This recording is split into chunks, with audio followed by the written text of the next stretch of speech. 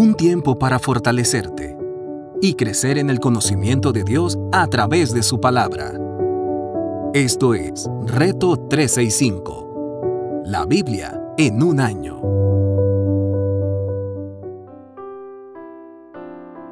Reto 365. La Biblia en un año. Su servidora, Anaí Solís. Día 139.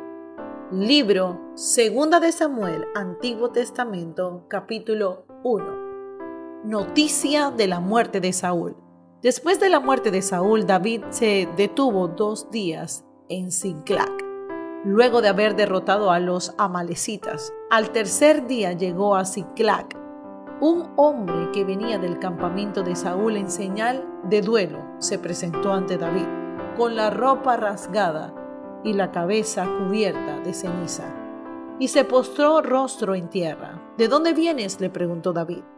Vengo huyendo del campamento israelita, respondió.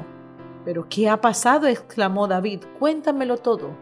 Pues resulta que nuestro ejército ha huido de la batalla y muchos han caído muertos, contestó el mensajero. Entre los caídos en combate se cuentan Saúl y su hijo Jonatán.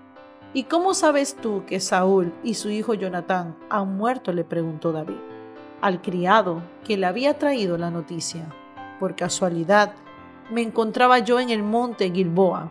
De pronto vi a Saúl apoyado en su lanza y asediado por los carros y la caballería, respondió el criado. Saúl se volvió y al verme me llamó. Yo me puse a sus órdenes. Me preguntó quién era yo y le respondí que era amalecita. Entonces me pidió que me acercara y me ordenó: mátame de una vez, pues estoy agonizando y no acabo de morir. Yo me acerqué y lo maté, pues me di cuenta de que no iba a sobrevivir al desastre. Luego le quité la diadema de la cabeza, el brazalete que llevaba en el brazo, para traérselo a usted, mi señor. Al oír David y los que estaban con él se rasgaron las vestiduras, lloraron y ayunaron hasta el anochecer, porque Saúl y su hijo Jonatán habían caído a filo de espada, y también por el ejército del Señor y por la nación de Israel. Entonces David le preguntó al joven qué le había traído la noticia. ¿De dónde eres? Soy un extranjero amalecita, respondió. ¿Y cómo te atreviste a alzar la mano para matar al ungido del Señor?, le reclamó David. Y enseguida llamó a uno de sus hombres y le ordenó: anda, mátalo. Aquel cumplió la orden y lo mató. David por su parte dijo: que tu sangre caiga sobre tu cabeza. Tu boca misma te condena al admitir que mataste al ungido del Señor. Lamento de David por Saúl y Jonatán. David compuso este lamento en honor de Saúl y de su hijo Jonatán. Lo llamó el Cántico del Arco y ordenó que los enseñaran a los habitantes de Judá. Así consta en el libro de Jacer. ¡Ay, Israel, tus héroes yacen heridos en las alturas de los montes! Como han caído los valientes, no lo anuncien en Gad, ni lo pregonen en las calles de Ascalón, para que no se alegren las filisteas, ni lo celebren esas paganas. Hay montes de Gilboa, que no caiga sobre ustedes lluvia ni rocío, que no crezca el trigo para las ofrendas, porque allí deshonraron el escudo de Saúl. Allí quedó manchado el escudo de los valientes. Jamás volvía el arco de Jonatán, sin haberse saciado con la sangre de los heridos, ni regresaba la espada de Saúl, sin haberse hartado con la grasa de sus oponentes. Saúl y Jonatán, nobles personas, fueron amados en la vida e inesperables en la muerte. Más veloces eran que las águilas y más fuerte que los leones. Hay mujeres de Israel, lloren por Saúl, que las vestía con lujosa seda carmesí y las adornaba con joyas de oro. ¿Cómo han caído los valientes en batalla? Jonatán yace muerto en tus alturas. Cuánto sufro por ti, Jonatán, pues te quería como a un hermano. Más preciosa fue para mí tu amistad que el amor de las mujeres. Cómo han caído los valientes, las armas de guerra han parecido. Capítulo 2. David es ungido, rey de Judá. Pasado algún tiempo, David consultó al Señor: ¿debo ir a alguna de las ciudades de Judá? Sí debes ir, le respondió el Señor. ¿Y a qué ciudad quieres que vaya? ¿A Hebrón? Así que David fue allá con sus 2 esposas, Ahinoam, la jezreelita, y Abigail, la viuda de Nabal de Carmel. Se llevó además a sus hombres, cada cual acompañado de su familia. A todos se establecieron en Hebrón y sus aldeas. Entonces los habitantes de Judá fueron a Hebrón y allí ungieron a David como rey de su tribu. Además, le comunicaron que los habitantes de Jabes de Galaad habían sepultado a Saúl.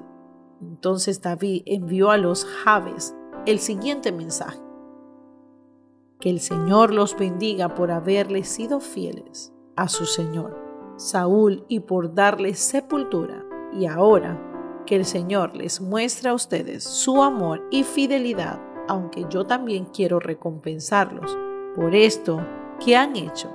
Cobren ánimo y sean valientes, pues aunque su señor Saúl ha muerto, la tribu de Judá me ha ungido como su rey. Nuevo Testamento. Libro de Juan, capítulo 11, verso del 1 al 44. Muerte de Lázaro. Había un hombre enfermo llamado Lázaro, que era de Betania, el pueblo de María y Marta, sus hermanas. María era la misma que ungió con perfume al Señor y le secó los pies con sus cabellos. Las 2 hermanas mandaron a decirle a Jesús: Señor, tu amigo querido está enfermo. Cuando Jesús oyó esto, dijo: esta enfermedad no terminará en muerte, sino es para la gloria de Dios, para que por ella el Hijo de Dios sea glorificado. Jesús amaba a Marta y a su hermana y a Lázaro. A pesar de eso, cuando oyó que Lázaro estaba enfermo, se quedó 2 días más donde se encontraba. Después dijo a sus discípulos: volvamos a Judea. Rabí, objetaron, ellos hace muy poco los judíos intentaron apedrearte, ¿y todavía quieres volver allá? ¿Acaso el día no tiene 12 horas? Respondió Jesús. El que anda de día no tropieza, porque tiene la luz de este mundo, pero el que anda de noche sí tropieza, porque no tiene luz. Dicho esto, añadió: nuestro amigo Lázaro duerme, pero voy a despertarlo. Señor, respondieron sus discípulos, si duerme, ¿es que va a recuperarse? Jesús les hablaba de la muerte de Lázaro, pero sus discípulos pensaron que se refería al sueño natural. Por eso les digo claramente: Lázaro ha muerto, y por causa de ustedes me alegro de no haber estado allí, para que crean, pero vamos a verlo. Entonces Tomás, apodado el gemelo, dijo a otros discípulos: vayamos también nosotros para morir con él. Jesús consuela a las hermanas de Lázaro. A su llegada Jesús se encontró con que Lázaro llevaba ya 4 días en el sepulcro. Betania estaba cerca de Jerusalén, como a 3 kilómetros de distancia, y muchos judíos habían ido a la casa de Marta y de María a darles el pésamo por la muerte de su hermano. Cuando Marta supo que Jesús llegaba, fue a su encuentro, pero María se quedó en la casa. Señor, le dijo Marta a Jesús, si hubieras estado aquí, mi hermano no habría muerto, pero yo sé que aún ahora Dios te dará todo lo que le pidas. Tu hermano resucitará, le dijo Jesús. Yo sé que resucitará en la resurrección en el día final, respondió Marta. Entonces Jesús le dijo: yo soy la resurrección y la vida. El que cree en mí vivirá aunque muera, y todo el que vive y cree en mí no morirá jamás. ¿Crees esto? Sí, Señor. Yo creo que tú eres el Cristo, el Hijo de Dios, el que había de venir al mundo. Dicho esto, Marta regresó a la casa y llamando a su hermana María, le dijo en privado: el maestro está aquí y te llama. Cuando María oyó, se levantó rápidamente y fue a su encuentro. Jesús aún no había entrado en el pueblo, sino que todavía estaba en el lugar donde Marta se había encontrado con él. Los judíos que habían estado con María en la casa dándole el pésame, al ver que se había levantado y había salido deprisa, la siguieron pensando que iba al sepulcro a llorar. Cuando María llegó a donde estaba Jesús y lo vio, se arrojó a sus pies y le dijo: Señor, si hubieras estado aquí, mi hermano no habría muerto.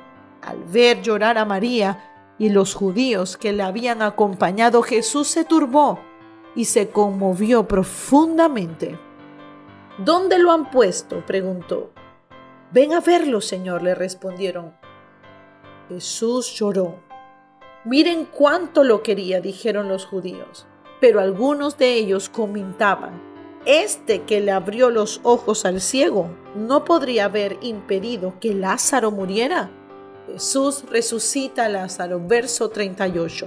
Conmovido una vez más, Jesús se acercó al sepulcro. Era una cueva cuya entrada estaba tapada con una piedra. Quiten la piedra, ordenó Jesús. Marta, la hermana del difunto, objetó: Señor, ya debe oler mal, pues lleva 4 días allí. ¿No te dije que si crees verás la gloria de Dios?, le contestó Jesús. Entonces quitaron la piedra. Jesús, alzando la vista, dijo: Padre, te doy gracias porque me has escuchado.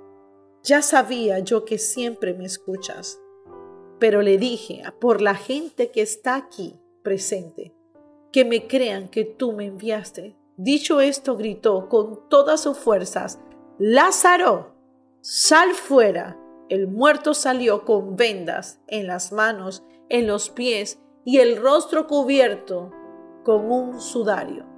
Quítenle las vendas y dejen que se vaya, les dijo Jesús. Antiguo Testamento, libro de Salmo, capítulo 64. Escucha, oh Dios, la voz de mi queja. Protégeme del temor al enemigo. Escóndeme de esas pandillas de impíos que es caterva de malhechores. Afilan su lengua como espada y lanzan como flechas palabras ponzoñosas. Emboscados disparan contra el inocente, le tiran sin temor y sin aviso. Unos a otros se animan en sus planes impíos, calculan cómo tender sus trampas y hasta dicen: ¿quién las verá? Maquinan injusticia y dicen: hemos tramado un plan perfecto. Cuán incomprensibles son la mente y los pensamientos humanos. Pero Dios les dispara sus flechas y sin aviso caerán heridos. Su propia lengua será su ruina y quien los vea se burlará de ellos. La humanidad entera sentirá temor, proclamará las proezas de Dios y meditará en sus obras. Que se regocijen en el Señor los justos y busquen refugio en Él. Que lo alaben todos los de recto corazón. Meditación del día de hoy. Es un capítulo poderoso, el libro de Juan. Es algo que nos deja tanta enseñanza y podemos ver cómo Jesús estaba ministrando en el río Jordán y estaba en los asuntos de su padre. Lázaro era un gran amigo de Jesús, pero Jesús descubrió que Lázaro ya llevaba 4 días muerto y aparentemente había muerto el mismo día en que enviaron los mensajes. Así que Lázaro ya estaba muerto cuando Jesús supo de su enfermedad. Entonces, ¿por qué Jesús retrasó 2 días su regreso? Jesús ya conocía simplemente la condición de Lázaro. Su retraso tenía un propósito. ¿Y sabes cuál era? Exhibir el poder de Dios, el poder del Padre. Y es justamente lo que está sucediendo en tu vida posiblemente. Piensas que ya no hay una solución, pero el único que se va a exhibir aquí es la gloria de Dios cuando tu milagro alumbre, ¿habrá algo imposible para Dios? Medita en esta pregunta. Bendiciones.